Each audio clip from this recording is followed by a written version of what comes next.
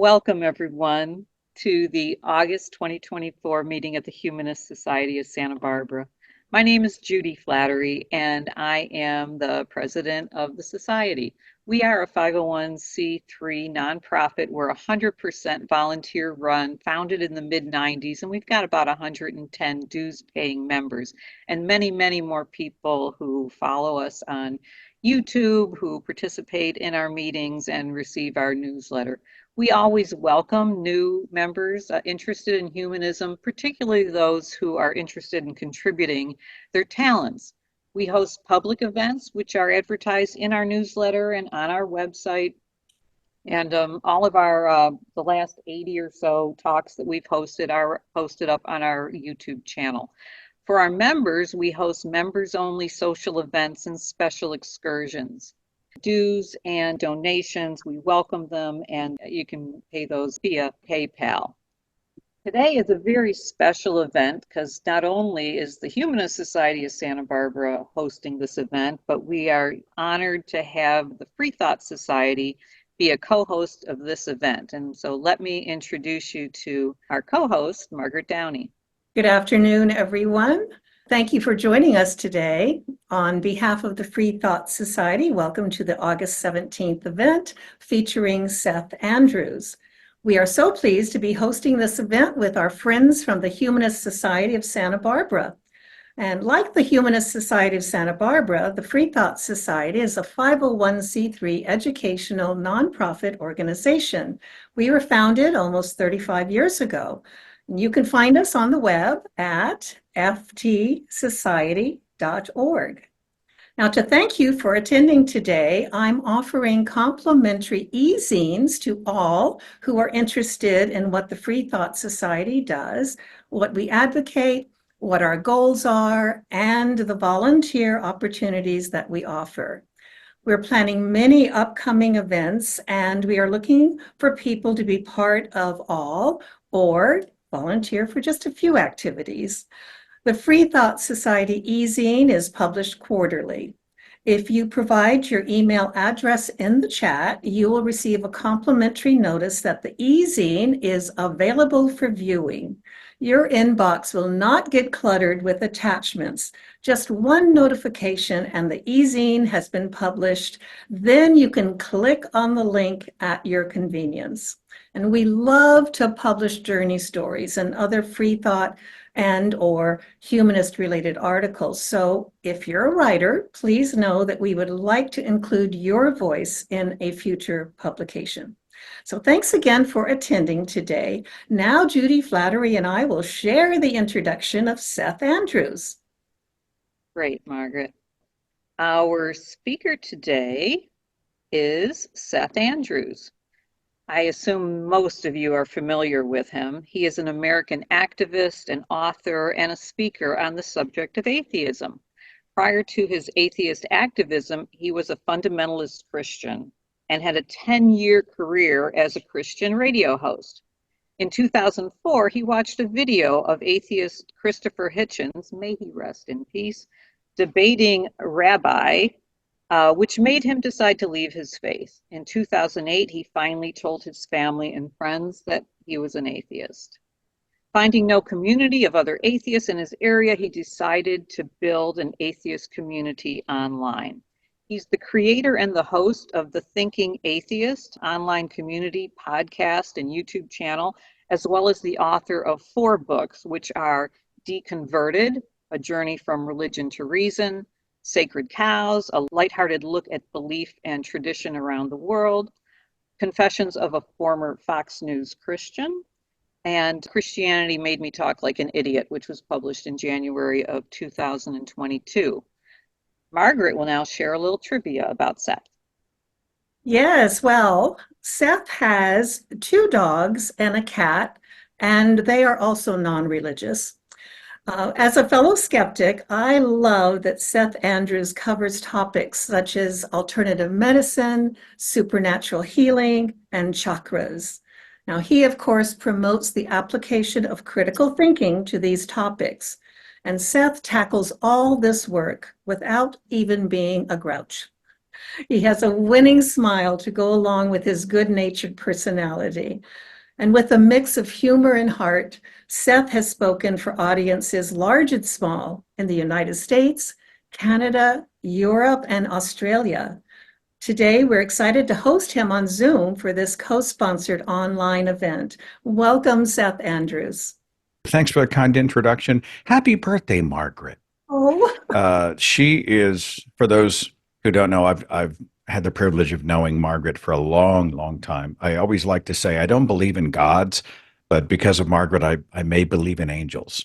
She is one of those people who she's tireless and she's whip smart and she seems to be everywhere and she's always got a story. She's always got an interesting anecdote because I think when you've done as much as she has done in so many different contexts, all you have to do is bring up one little nugget of information and wow, she's got an anecdote about it. And I'm just a huge fan. So anyway, not to digress, but happy birthday, my friend. I would thank sing to you, but you do not want that. Okay, you do not want that. But I did bring a presentation if everybody would like to see it. It's something I've been doing around the country and it has to do with intelligent design. Hopefully, you'll be able to see a copy of my logo. And the presentation begins rather dramatically. It goes like this. From long ago, near the literal dawn of time, the Creator made man according to his perfect will, in his image. Now, this is especially true if we go with the Christian Creator. And since that day, men especially have long looked up at the heavens and asked the question to the Creator, oh, why did you put my testicles in this spot? Right? And this is a common problem. This is one of the many, many gripes I have about the quote unquote intelligent design of my body. And I have a lot of comments and questions and concerns about most of the living and non-living world. And I'm going to come back to this specific design question between my legs here in just a few minutes. The Bible and its defenders continue to tell me that I am molded by the hand of a perfect God. If we go to scripture in Isaiah chapter 64, it says that God is the potter. I am the clay. I am literally molded in a very specific way. I am intelligently designed. Now, the ID claim is this. You and I, that everything around us, we are just too complex and optimized and wonderful to have evolved by natural selection. Everything must have been drawn in blueprint by a cosmic designer, according to experts from places like the Discovery Institute. Now, I find the Discovery Institute's name very interesting. It's almost like when you find these bigoted organizations with names like Family Research Council and, Liberty University. They take that, well, who doesn't want to discover something? And yet the Discovery Institute is not a science lab. It is not a legitimate research organization. The Discovery Institute is essentially a right-wing Christian propaganda factory that has stacked itself with fringe PhD types who have been roundly tossed out and discredited by the actual experts in their respective fields. So when you see these PhDs from the Discovery Institute, you'll find their content on YouTube and you'll see speeches online and you can buy their books, but suspiciously, you will not find these people in peer review. This is Dr. Michael Behe. He's a biochemist and a senior fellow at the Discovery Institute. He says that the human eye is intelligently designed. It has been masterfully made. I find this interesting because Behe has to wear scientifically developed prescription lenses for vision correction. But his big thing is that the eye is irreducibly complex, okay? And I'm using the car engine analogy here. The system has many distinct parts, and they all have to work and work properly for the engine to run. If you remove anything or something breaks down or is damaged, then the organ does not properly function. And Behe says the very same thing about the human eye. everything is properly placed. And if you take anything out or it's damaged or whatever, it simply will not work properly. This guy is Dr. Stephen Meyer. He is another irreducible complexity guy. He is also a senior fellow at the Discovery Institute. He's written a bunch of books, including this one, Signature in the Cell, DNA, and the Evidence for Intelligent Design. And he actually says that there is a theistic source. So he goes beyond just saying that there is a nebulous other watchmaker, first cause designer out there. Like Michael Behe, Stephen Meyer is a Christian. So he's got a specific designer in mind, as he recently and helpfully pointed out last year on the Joe Rogan podcast. Of course, Rogan is always a wonderful source for scientific discourse. And I'm saying that with tongue firmly in cheek because Rogan makes me crazy. Anyway, Stephen Meyer also says the wondrous coding of our DNA proves design.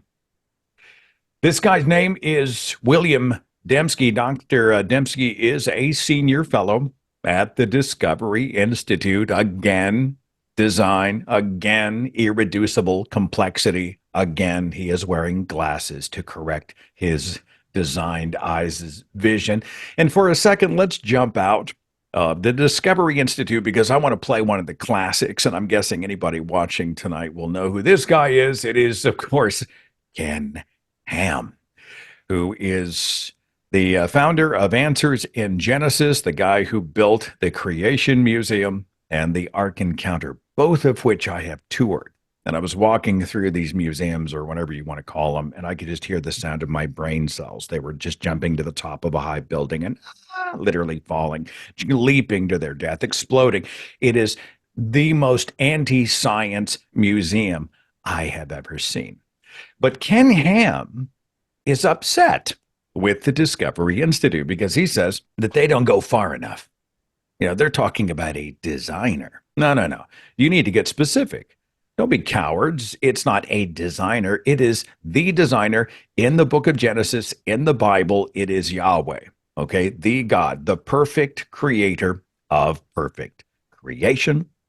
And I must again point out that Ken Ham is wearing glasses. So as you and I gaze into the eyes of a beautiful newborn baby, and we can see the master blueprint, right? Psalm 139:14 tells us, for you are fearfully and wonderfully made. You're designed. But if we were to tell this baby boy the details of his design and the problems that those designs would cause him in his life, I suspect he would suddenly develop the ability to speak, and he would say, what the actual hell is going on? I would like to register a complaint. Now, earlier this year, I finished narrating a book by Dr. Abby Hafer. She is a zoologist and a human anatomy professor.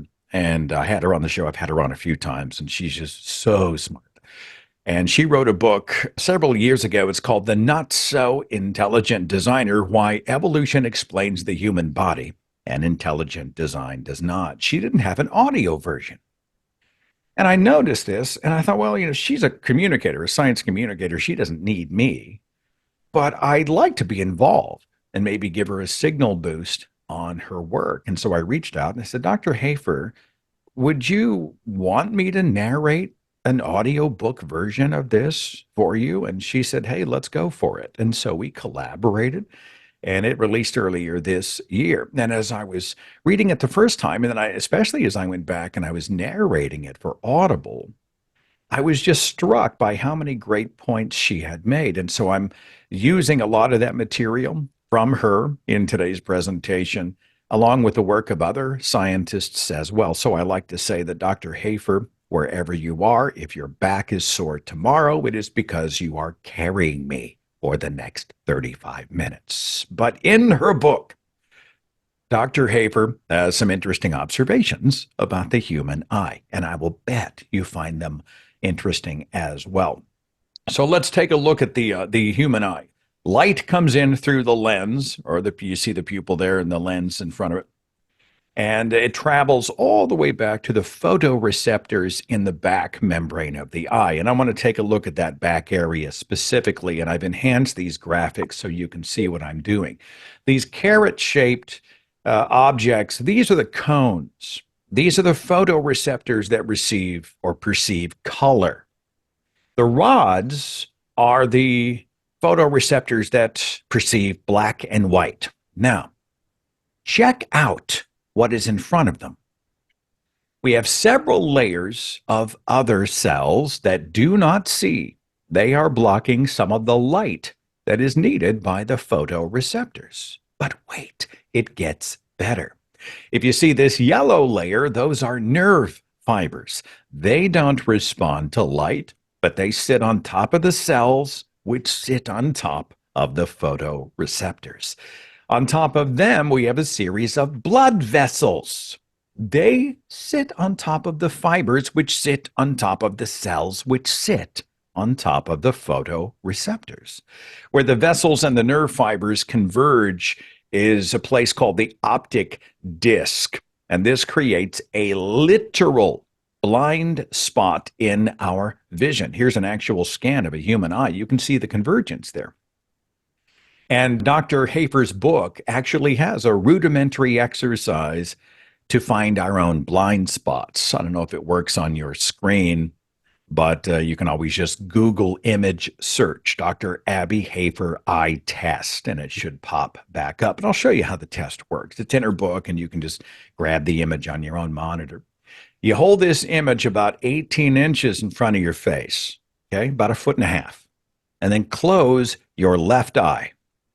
You focus the X in front of your right eye, and then you move the image toward your face. That O will disappear. You know which creatures don't have a blind spot? The octopus doesn't. The octopus, like other cephalopods, they see better. They see better in dimmer light. They recognize polarized light. And check this out. The blood vessels and the nerve fibers and the helper cells are behind the photoreceptors. So their brains don't have to decode and compensate and fill blanks because there's something blocking the image. Why? Why did human beings not get this deal? What kind of an intelligent designer would essentially build a camera, right? And then take all the wiring and flay it out between the lens and the imaging chip? It doesn't make any designed sense. Beyond that, geckos have fantastic night vision, 350 times more sensitive to color at night than you and I are. Eagles can sense the ultraviolet spectrum. They've got amazing focus and distance vision of up to 2 miles. How amazingly wonderful would that be in traffic, right? And how about this guy? This is the four-eyed fish. It's actually 2 eyes, but each one is split into 2 pieces. The four-eyed fish is able to simultaneously see both below water and above water at the same time. Beyond the observable, let's talk about what's possible if I was the designer. In my plan, the lenses of the eye would not lose flexibility to make us farsighted, and we wouldn't have refraction errors that make us nearsighted. Maybe I'd give us UV or infrared, macro lenses, zoom lenses. I'd make our eyes immune to allergies. Wouldn't that be something, especially in the spring? I might give us a switch for 360-degree vision. We've always said, well, sometimes I wish I had eyes in the back of my head. Okay, well, maybe I'd give us a switch. You probably wouldn't want it all the time, make you crazy. But, it's an option. And if we had to deal with stuff like glaucoma, cataract, some kind of degeneration, okay, fine. I would make our eyes modular and replaceable, like car parts. Pop one out, pop the next one in. And I'm sure you can think of a dozen other potential improvements, which would be actual intelligent design. No more glasses, contacts, LASIK surgery, no more allergy season, no more blindness. There's a cancer survivor that I wanted to tell you about. His name is Brian Stanley. And somebody brought him to my attention a couple of years ago. Brian lost an eye to cancer when he was like 4 years old, and he wore a standard prosthetic for 20 or so years.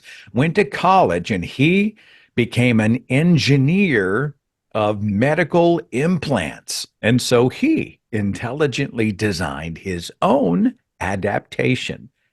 He built for himself a titanium cyborg eye.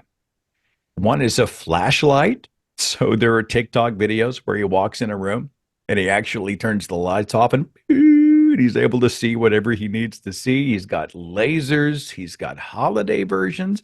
He's got one with a jack-o'-lantern for Halloween. He's got red and green flashing lights in his eye for Christmas. I mean, he's got a whole arsenal. I mean, how amazing would it be if we never had to buy a flashlight because we could just illuminate our own path? I find that pretty fascinating.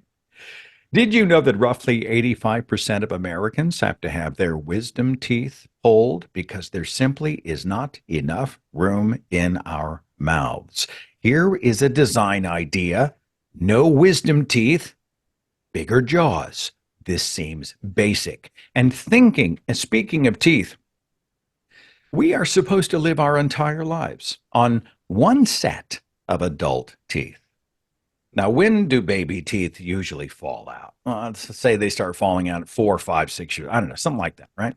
And then if we live a long life, we're talking about maybe what, 7, 8 decades on one set of teeth. We're dealing with food bacteria and plaque, decay, cavities, broken teeth. This is just bad design. If it was me, I would give humans teeth like sharks. And it's at this point in the presentation, I always show this Photoshop job because it just cracks me up. It's dad humor, but it just makes me laugh out loud. But okay, the shark. The shark. This is a great white. Did you know that the great white shark develops a new set of teeth every 2 to 3 weeks? They just rotate them out. An endless supply of fresh teeth that do not have time to accumulate plaque. If you chip one, no problem. It's gone in a few days. That seems like better design to me. Sharks and other ocean creatures have the ability to breathe underwater. Why don't we have that same ability? We know it's possible. This is the African lungfish. Now, the African lungfish has gills to breathe underwater, but it also has a modified swim bladder, which turns into a kind of lung when it's above the surface, allowing this fish to breathe air. That improvement in us would prevent more than 230,000 needless drowning deaths every single year. And speaking of breathing, whose idea was it to put the food pipe and the windpipe in the exact same spot, protected only with a little flap thingy? What does that design flaw cost us in terms of human lives? 5,000 choking deaths every year just in this country. And here's one. Either give me hair or don't give me hair, right? This sort of half-ass hair of inconvenience, this do-nothing hair.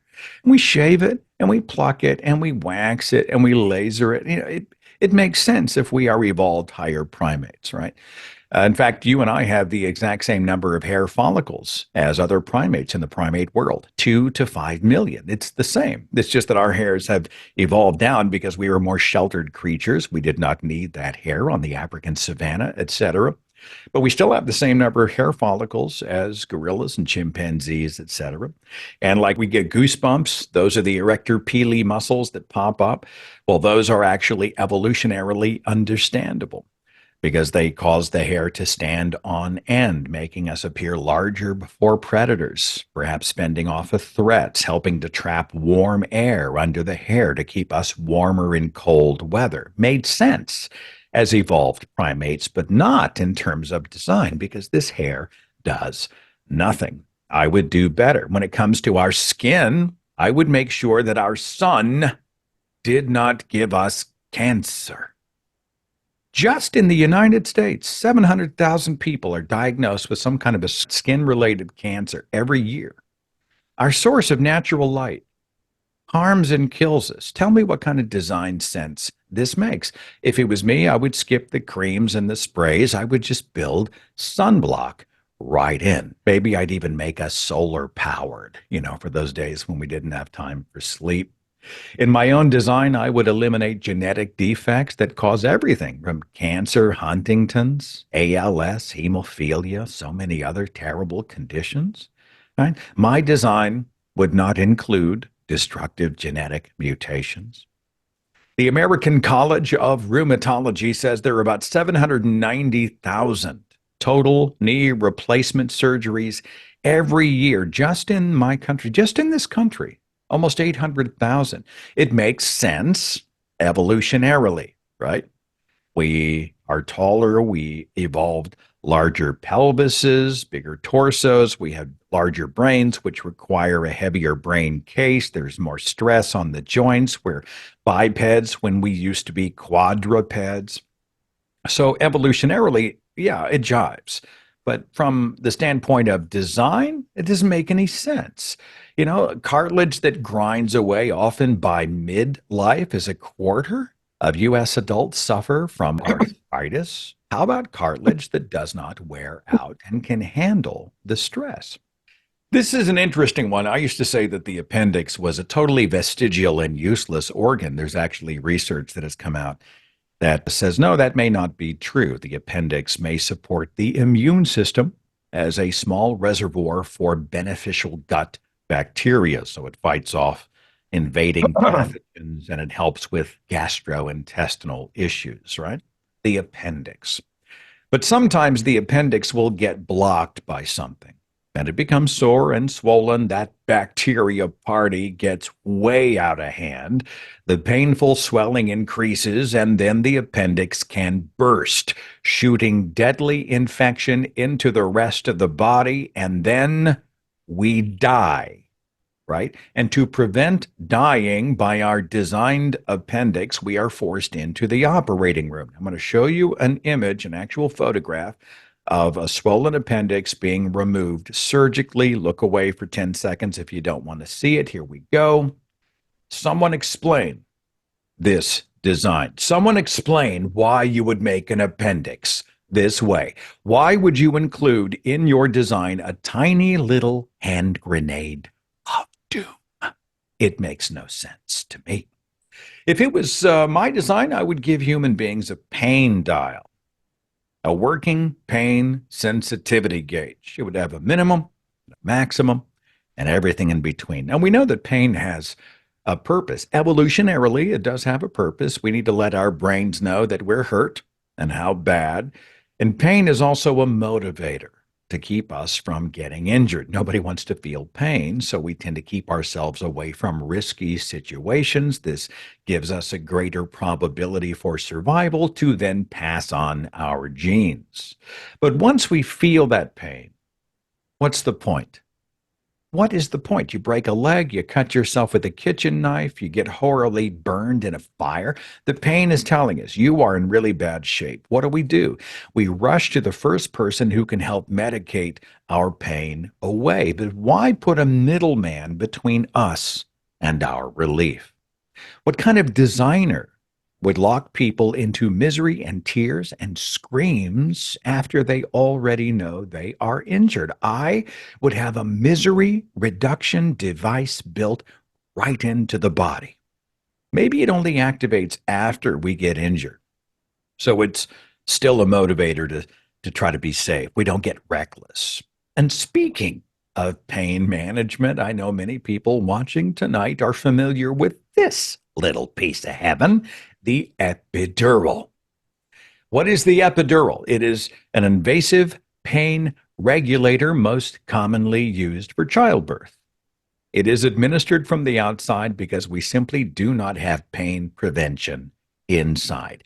Why do women need pain prevention in the delivery room? Because of this birthing blueprint. Someone please explain the intelligence of this design. Now, I'm going to say enough to make my point without being too graphic. I'm trying to attract tonight. I'm not trying to repel, okay? But after 9 long months of pregnancy, let us deliver the baby's head through a circle of bone that is smaller than the baby's head. Both bodies are likely traumatized with the potential of vaginal tears, nerve damage, muscle damage, damage to the pelvic floor. Injury to the baby is very common, maybe head trauma, dislocated limbs, bone fractures. It's crazy. Almost 280,000 women die in childbirth every single year. That is 800 a day. That is a death every 2 minutes. Now, granted, in developed nations, it is much better. I think in the United States, it's closer to 1,200 people, but still, it's 1,200 people. And how about this potential side effect? For some women, the trauma of childbirth can produce something called fistula. I learned about this in the book. I'd never heard of it. Dr. Hafer actually taught me about this. The pressure of the baby's head presses up against the vaginal wall and it cuts off blood supply, right? So that tissue is not receiving blood and it dies and it rots away, leaving a hole. And then the woman gets the joy of leaking urine out of her body for the rest of her life. Yes, I think there are better design options. Why didn't we get the same deal as the kangaroo? Now, everybody always points and kind of snickers when I put the kangaroo up, but I'm really pretty serious on this score, so I want you to just humor me, all right? Take the ride with me. Take the journey. This is from Dr. Hafer's book. Animals like kangaroos give birth to very small embryo-like young that are placed in a pocket on the outside of the mother's body. This is where they continue their development. I'm going to show you a picture here. At about 4 weeks, the fetus is delivered into the warm and comfy pouch. The fetus is only about the size of a jelly bean. And look at the top here. The pouch already has a handy nipple ready for feeding. When it grows to about 6 months, the baby can exit the pouch and return to the pouch. Exits, return, in and out, like gate privileges for the baby. And we could design this for people. Like, go out and play for a little while and we'll just stick him right back until he's done. I'm just saying, when it's as small as your fingertip, you could deliver a tiny, tiny, tiny little fetus into a pouch. No discomfort, no morning sickness, no labor pains, no screaming in the delivery room. There's no epidural or Lamaze, no tearing, breaking, squeezing, injuring, death. I would also make pregnancy possible for men because it is time we share the load, in my opinion, and the women always nod, as they are in the Zoom call when I say that line. And I'm going to share something with you that's a little more serious, if I may, but it's an important point for the anti-choice crowd, and this is a discussion that is really on the front burner, especially as we get into the fall season of 2024. The divine blueprint for human reproduction has roughly half of all fertilized eggs not surviving to term. Failed embryos just flushed out through menstruation, often before some women even know that they are pregnant. As such, this master plan would make the intelligent designer the most prolific abortion doctor in history. Also related to the human reproductive process, who designed the plumbing? Why do we have the same canals for sex that we have for eliminating waste? I always like to show this graphic. Who puts the sewer and the water slide on the same ride? That's bad design. And if the designer's the Christian God who said in Jeremiah chapter 1, verse 5, before I formed you in the womb, I knew you, right? If I'm a matter of destiny, if it was always intended that my unique and designed self was going to be born, why would a designer require up to 300 million other sperm cells? If I didn't want men to have foreskins, I wouldn't design them to have foreskins. If you read the Old Testament especially, it is alarming how many times that Yahweh is just obsessed by cutting off the tips of people's penises. I just don't understand it. Why would you create the foreskin? It doesn't wash with me. I would have our bodies expel excess calories the second that we hit our daily requirement. Wouldn't that be nice? I only need 2,200 today, but I sure do want that piece of cheesecake, right? Oh, it'd be nice if I could just sort of wash out all the rest of them. I had, it's funny, I had this, I gave this speech where I said chocolate would be diet food. I gave this speech in St. Louis with this slide. This was the day it was announced Richard Simmons had died. Just bad timing, and I just neglected to pull it out of my presentation today. I wasn't being like rude. I wasn't trying to trample on his grave, but it was a slide that was in there. I would make everybody both left and right-handed. It makes no sense to have a dominant hand, right? Someone on the internet said it this way, said, isn't it weird we have one hand that knows how to do everything and then one hand that just sits there like, I don't know how to hold a pencil. This doesn't make any sense to me. I would make our brain so we're not forgetting things. And as a 56-year-old man, this is a problem. I am totally there. Why did I walk in this room? What was their name? Where did I park? What's my password? It's happening. It's happening. What is that one piece of information that I just can't for the life of me remember? This is just stupid. Our computers have a comprehensive filing system for quick retrieval of information. Why wouldn't our minds? We have to know everything all at once, but hey, do you remember what happened 6 days ago or 16 years ago? I could go back and find that folder and I could look it up and give you the accurate data, a Google Drive inside our skulls. And maybe we could run antivirus programs. So say goodbye to cognitive impairment and Alzheimer's, depression, whatever. I would give us the ability to regenerate amputated or severed limbs. According to the National Institutes of Health, there are 57 million people all around the world who live with some kind of a trauma-generated limb amputation. And then what? We have to have expensive external replacements that are made out of plastic, silicone, titanium, etc. This guy got a much better deal. This is the axolotl.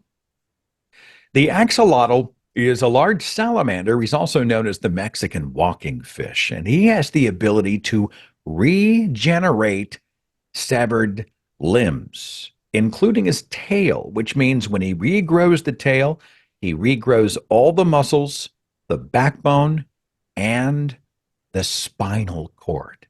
He is so remarkable that scientists are actually studying this creature in the hopes of unlocking and decoding the genes that might one day help us to do the same. Well, I would build limb regeneration right into the design. I always like to make this joke when I'm at a conference. I say, anytime I'm in a hotel elevator, I always think that if I could be a designer, I would make farts smell like croissants. I don't know why. This line just always cracks me up. Beyond us, beyond you and me, beyond our bodies, I'm going to take a larger look, a macro look at our designed worlds. Because I hear a lot of this, and I'll bet you do as well. You know, a lot of well, look at the trees. See how nature itself is just so perfectly attuned to accommodate life. It's the birds and the fish and the insects and the sunlight and the clouds and the rain. It all must be the result of a painter's brush. Oh, it's so beautiful. But you and I are already thinking we could do better, right? Why would we build a system that can collapse when you just pull one or two bricks out of the bottom? I'm sorry. Why is our planet constantly trying to kill us? Massive wildfires that burn to death humans and other animals, and they destroy homes and habitats, and they choke the atmosphere with smoke. Entire towns wiped out by tornadoes and hurricanes, and we sure had our share of those this spring. I mean, it's crazy. Lives lost, communities decimated, winds and flood and hail. And speaking of hail, whose master plan includes deadly storms that produce giant cannonballs of ice that fall out of the sky at 40 miles an hour. Makes no sense to me. Volcanoes killing tens of thousands of people at once with lava and heat and pyroclastic flows. How many lives have been needlessly lost throughout human history because our planet was designed with a boiling center? The Indian Ocean tsunami of 2004 killed 225,000 people in one day. My plan would not allow for mass drownings.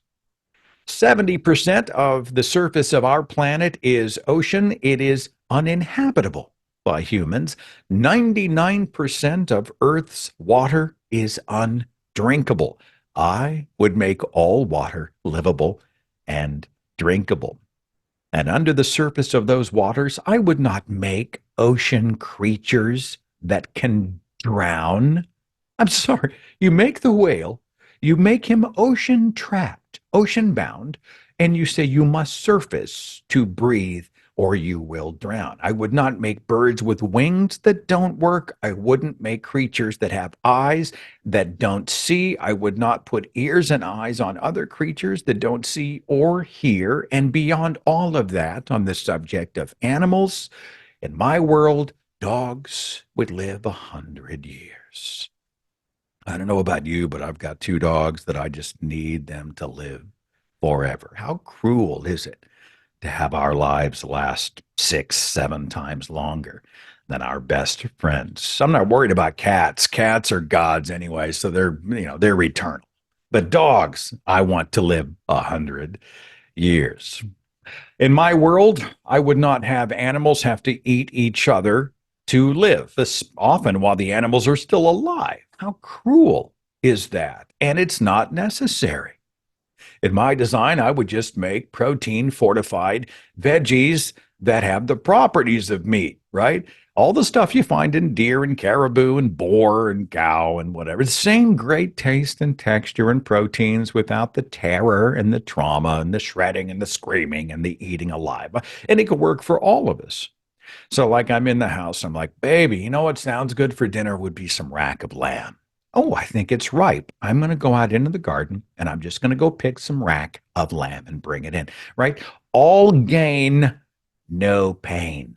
That is better design. Now, here's one more intense slide. If you are squeamish, now's the time to look away and you'll hear when it's time to come back. I'm going to show you an image of something called the Loa Loa worm. Here we go. The Loa Loa worm is a parasite that lives inside the human eyeball. I would skip Loa Loa Day in my design. It's safe to look back. I wouldn't design animals that have tusks that grow out of their mouths so long that they can actually pierce their skulls and kill them.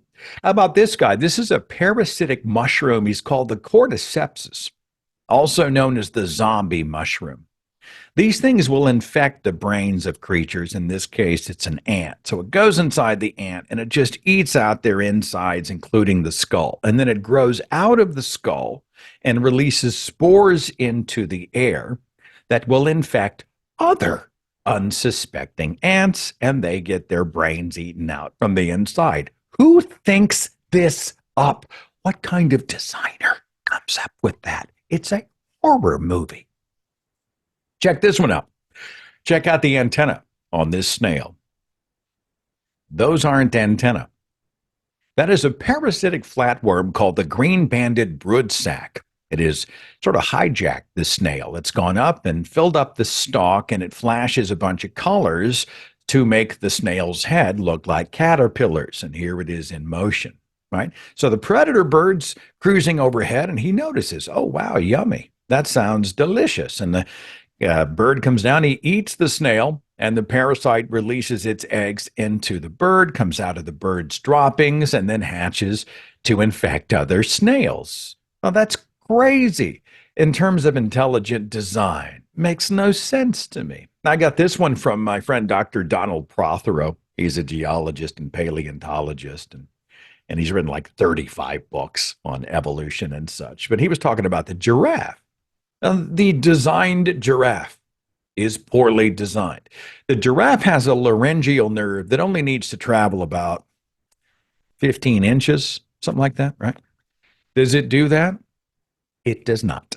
It goes all the way down, wraps around the heart, all the way back up the neck to attach to the larynx. Well, that makes no design dive 15 feet instead of 15 inches. It makes sense if we see the giraffe as evolved from other creatures, but it doesn't make any design sense at all. I would do away with mass extinction events. How many have we had throughout the history of the world? Scientists say that 99.9% of all species of plants and animals that ever lived are now extinct.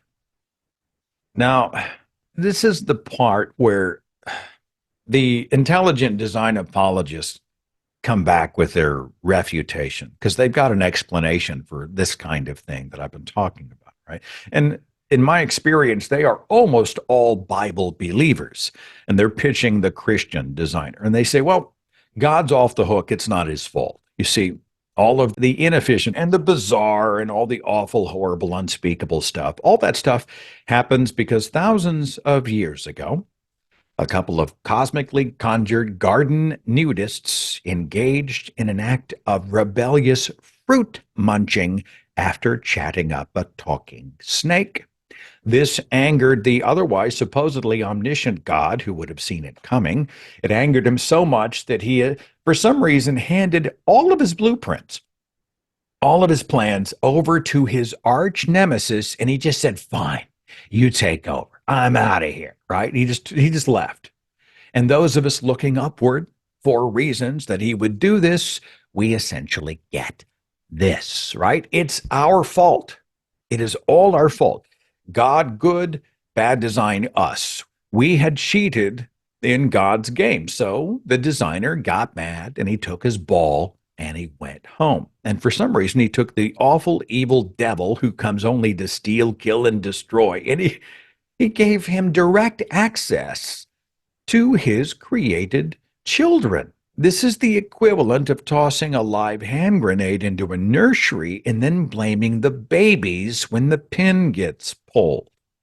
Beyond that, we've got the Mother Teresa angle, that suffering exists to build character and bring us closer to God, right? There's an intelligent design, built-in allowance for evil and ills, because only against all that bad stuff can the Lord demonstrate his goodness. The designer proves his goodness through third-degree burns and rape and flash floods and war and child leukemia. It's just offensive to me. It's just offensive. This guy is the late apologist Norman Geisler. He promoted a version of this claim. His object lesson was about the line. And he said, well, in order for us to know what a straight line looks like, God had to create the crooked line. So now that we have seen the crookedness, we will know. We'll be able to recognize the symmetry and the straightness of the good. Isaiah 45:7 tells us Yahweh himself created evil, bad stuff, imperfection, implosion, calamity, chaos. He created it so that against it, he can demonstrate his perfect goodness. God sets the house on fire so he can show up and demonstrate what a great fireman he is. John Loftus has a book on this subject, came out 2-3 years ago. It's called God and Horrendous Suffering. And I think he does a pretty good job of dismantling this apologetic argument, right? The global system failures simply do not fly against any notion of a benevolent master planner. There is no scenario that makes it sensible for all of humanity to get constantly kicked in the balls. And this is a very awkward segue where I wrap all the way back around to my original point about the design of the testicles. So I want to talk about my original complaint letter to the manager. Okay? Let us for a moment, my friends, get technical about the testicle. All right. Here's some science for you. Most of us know why human sperm production is housed outside the body. Our main body temperature is simply too hot. So, to achieve the necessary 3-degree drop, the testes are kept separately in a pouch. This is called the scrotum. Another term for it is the scrotal sac. And in medicine, it's also referred to as the wrinkle purse, which I just think is hysterically funny, by the way, the wrinkle purse. Anyway, the intelligent designer thought it would be a wonderful idea to take this bag and load it up with uber sensitive pain veins and then place it in a spot that's super easy to kick. Design sense? I think not, especially knowing that other animals got a better deal. Check out the frog. Frog testes are protected way up inside the core of their bodies. I like the sound of that. And here's something really interesting that I did not know until I read Dr. Haber's book.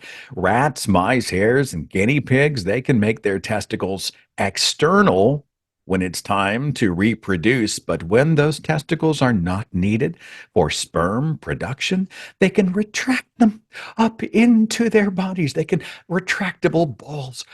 I want this for me. I would like to have. So I think of all the problems that they would solve. At the very least, if I was the designer and I knew that human testicles had to be housed externally, I would give them the same protections that we give the heart and the lungs, right? If we got a rib cage, give us a ball cage. Give us something like that.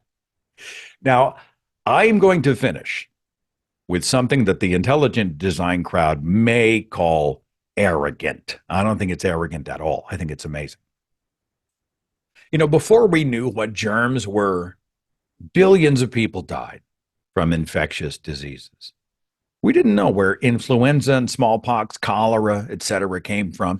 We had to design the tools to discover it and treat it. And so we intelligently designed disinfectants and filters, vaccines.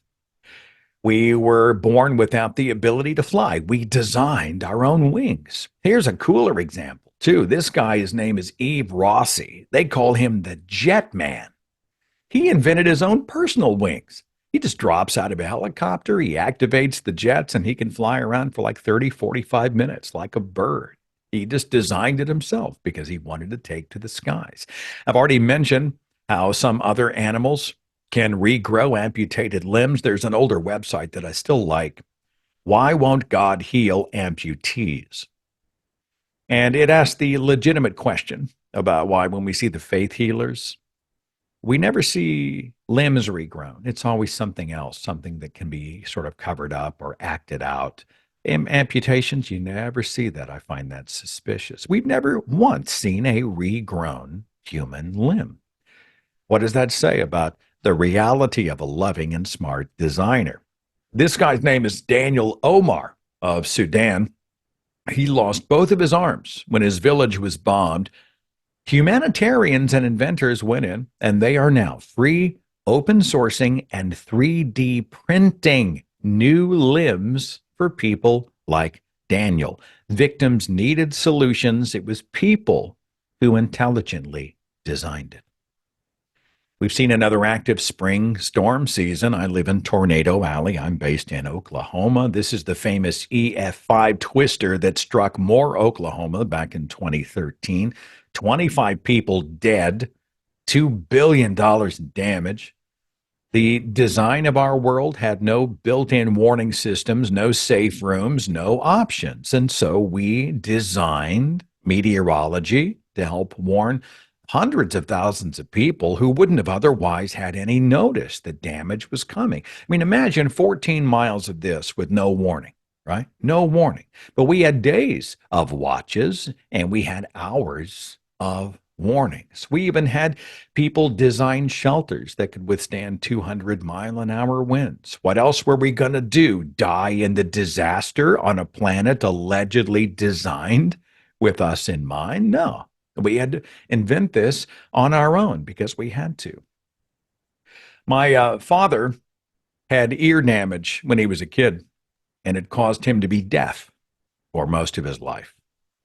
And oh, the Christians prayed for him. Oh, Lord, oh, we call down your healing. We name and claim his whole hearing. All his body is now restored in you, Jesus. And he always left those services still deaf. And he was tremendously discouraged, so much so that he stopped going to church. He was always hugely devoutly religious, but he didn't want to put himself around people who were going to drag him up to the front and put him on display. Right? They had named and claimed his healing that never materialized, but it was the design of cochlear implants that finally opened my dad's ears to the world. Languages diverged. We designed translators. Oceans separated us. We designed technology that connected all of us in real time. A distance of 70 miles used to be a 17-hour walk. Now we can drive it in less than an hour. Tooth abscesses were the sixth leading cause of death among humans. Just 200 years ago, we designed life-saving dentistry.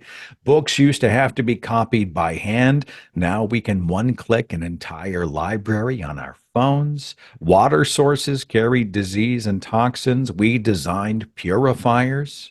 Light required the sun or fire. Now we designed light bulbs that harness literal lightning inside them. Genetic code was a mystery. We designed the technology to unlock the genome. In human history, how many billions of people have seen the world through the lens of the right side of your screen and not the left? Eyes that would not focus, and there was no built-in solution. So we designed glasses, contacts, corrective surgeries, imperfect, sure, but it's something. And we didn't come up with this stuff because we were trying to play God. We were scrambling to fix problems that should not have existed in the first place. We are not designers of divinity. In so many cases, we had to be the designers of necessity. And obviously, the apologists agree. Now, Stephen Meyer doesn't organically wear glasses, so I had to put some very fashionable spectacles on him because that amuses me. But I will play it straight for you and take the glasses off. Okay. The apologists, the intelligent design crowd. And what's interesting is that I think I give more credit to these guys than they might give themselves. I will bet all four of these ID proponents could come up with some designs that we haven't even mentioned, improvements to the system.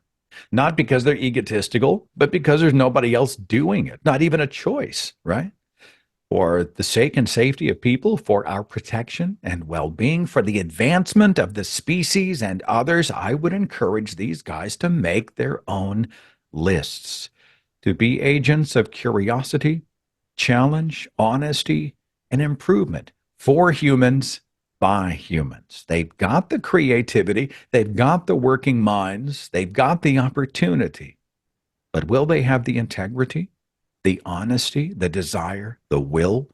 And perhaps the better question is, do they have the balls? And that is my presentation for you today. I hope you have enjoyed it. It's been an honor. That was fabulous. Thank you, Margaret. Very kind. And you got many compliments in the chat. So we're going to open for questions. Do you see any I'm all hands, yours. Judy? Let's move on to Louise Danielson. Seth, as always, you are very entertaining. And I've been following you for years and years. I don't have a question. I have a comment. When you mentioned the cordyceps, I was just thinking God is some kind of cruel game designer, just torturing the NPCs. I don't know who's playing, but this is the worst case of Last of Us I have ever seen this year. So I don't know what's happening, but yeah, maybe somebody can bail us out. That's an astute observation. Some people have, honestly, I've heard some people, who was it who said that it's sad to see slaves who celebrate their own chains? But I have met many believers who are convinced that we are essentially God's anthill. And so if he wants to take the magnifying glass and burn us with the rays of the sun, he made us, he can do what he wants with us. And that's how they've rationalized all of the awful stuff that happens all over, because who are we to question what God would do with his own creation? It's a complete surrender of any sort of a moral judgment. They don't believe they have permission to make a moral argument or take a moral position. And I find that tragic. I think that's a great way to say it. They're just slaves who are celebrating their chains. Completely agree. what is the comment seems to say, God's schedule restricted his completing us. So maybe now it's our problem to complete it. I'm not sure I understand how a God who could be timeless, no beginning or no end, would have a scheduling conflict. I haven't He's very heard. busy, he's very busy. I haven't heard. And then, we get into, well, some people say that even the creation of the world, was it 6 literal days, or were the days like millions of years? Is days just a metaphor? Honestly, you could put 50 apologists in a room and ask them the basics of the creation or design story, and then just sit and grab a folding chair and just watch these guys go at it, because even the experts can't agree on the basics. The God who is not the author of confusion also does not come down to clear up all the confusion, which I find quite telling. Dave Valley? From an epistemological standpoint, the idea or the philosophy of intelligent design is one that hardly merits response. On one hand, you have a being that is, by definition, undefinable and unrestricted. So all of the arguments about what it should have done as opposed to what it did would be meaningless, because you're dealing with an infinite knowledge that could decide to do whatever it wanted to do, and in its own way would make sense. On the other hand, if you try to break down something like the human eye through intelligent design, you have to start from the mechanism and work backwards, which makes no sense. So the ID argument kind of falls on its face. And for me, most of the things that you pointed out were painfully obvious arguments against a designer based upon human criteria. Now, if one imagines, obviously ID is just replacing the teaching of Christianity and theism in schools. So how do you reconcile the idea that intelligent design has no good philosophical basis with the idea against, I'm sorry, I'm trying to formulate this as I'm thinking, against the idea of a scientific explanation being evolution? Because if you bring ID into the scientific world, it falls apart. If you leave science and go to the world of ID, then you are dealing with an infinitely powerful and knowledgeable God, and therefore you cannot raise an argument that makes any sense against it. Does that make sense? Well, I think if we're approaching it scientifically, ID would be descriptive and not prescriptive. The intelligent designers are starting with a design position and then using confirmation bias or scanning the horizon to try to find something, where in a scientific context, we would be looking for clues for design. We would then be testing whether or not it made any design sense. Probably some of those become philosophical arguments if you're trying to define what efficient is, what suffering is, etc. I disagree that it would have had to have been an omnipotent designer. There could have been an intelligent designer with a limited amount of power who was not an eternal being, that didn't even have to be a man or a male figure like our mythologies have had different types of deities, or it could be something we hadn't anticipated yet. But I find great utility in dismantling intelligent design as a concept, because it sort of takes the teeth out of this non-thinking approach to the complexities of the world as a buttress to support a specific theistic claim. If you look at intelligent designers in my world, almost all of them are some kind of a theistic believer. And so they use ID to help fuel the claim that their God is real and valid. And for me, I find a lot of utility in saying, no, actually, we could do better. Here's some bad design. And I reject this sort of suffering. It makes a stronger argument. So I find utility there, but I take your point. I mean, it all becomes rather esoteric after a while, for sure. Let's do one last question, perhaps. FN Divine asks, what did you used to believe when you were religious? Oh my gosh, I was a Bible literalist raised by devoutly Christian parents, theologian level parents. There was no small talk about God in my house. I didn't realize how culty it was. It's your normal. I mean, it's what you do. So it was Christian everything, Christian prayer, Christian church. If we didn't go to church, Mom forced us to watch several hours of Christian television every Sunday. I was a Christian school student, Christian music. That's how I became a Christian radio broadcaster. It just becomes a pod. And so I was that guy.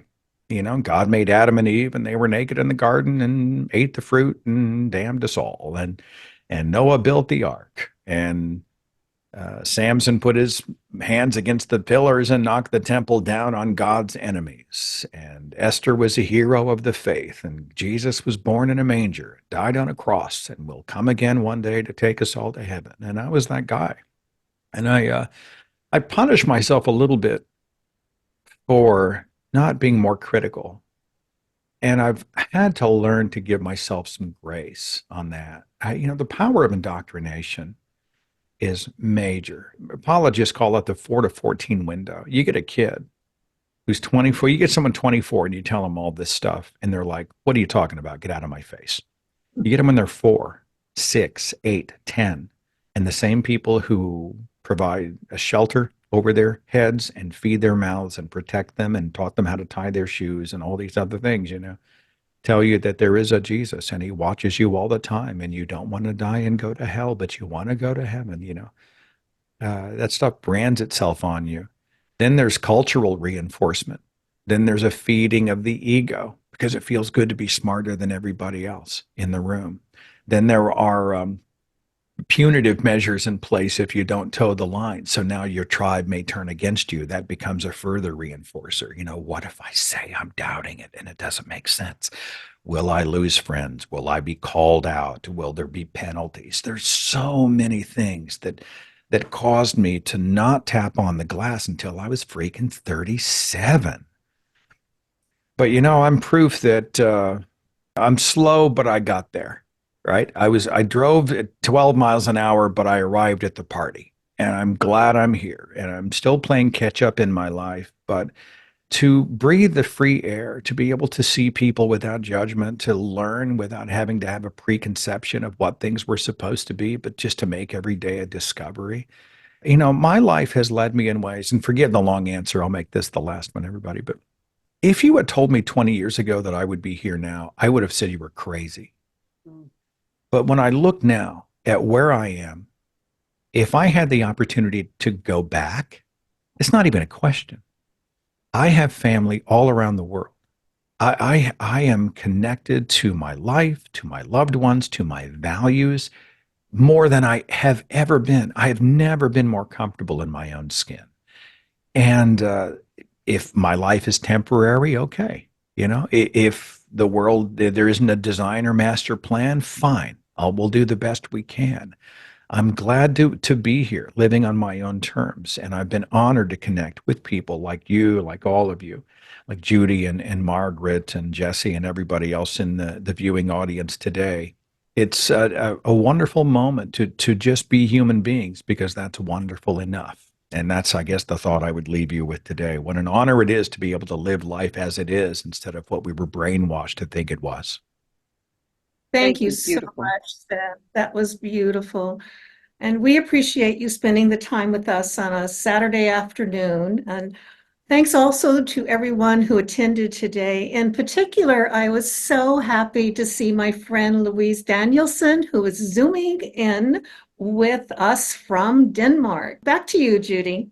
Thank you again, Seth. So we just very, very much appreciate. I've been a fan of yours for a long time, and deeply appreciate you sharing your talk with us here at the Humanist Society Santa Barbara. And if you're ever at the Central Coast of California, know that we're here, and we'd love to host you. So thank you. Be an honor, and it was an honor to be here tonight. I'm going to go take care of my family, and you guys be safe. We'll see you next time. All right, thank you. Right, bye.